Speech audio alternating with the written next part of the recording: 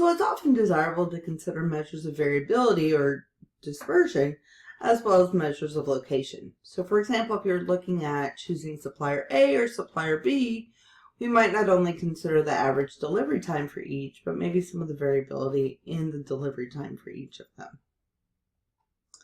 So different types of measures of dispersion that we're going to talk about are range, interquartile range, variance, standard deviation, and coefficient of variation.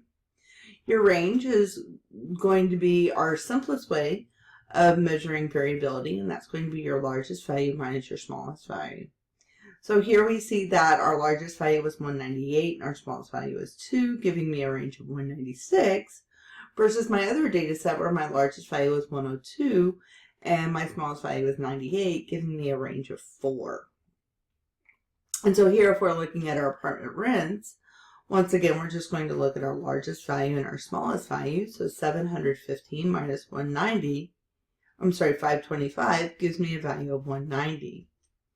My interquartile range is still looking at a top and a bottom, but now we're looking at the middle 50% of our data. And sometimes we'll do this to overcome some of the sensitivity to extreme data values. So when we find our interquartile range, going back to our apartment rents, first thing we find is our third quartile at 625. My first quartile was 545. And so the difference between those two would be 80. Your variance is a measure of the variability that uses all of your data. And so it's based on the difference between the value of each observation and the mean for those observations. And so you take your individual observation, subtract the mean, square it, add that up for all of your observations.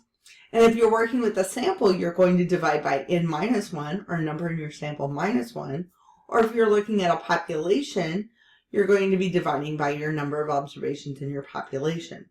Please note, for a sample, you're looking at s squared, and for a population, you're looking at sigma squared. Standard deviation is just the square root of your variance from your previous, that we saw in the previous slide. And then your coefficient of variation is going to give us some kind of base reference as to how large that standard deviation is in relationship to the mean.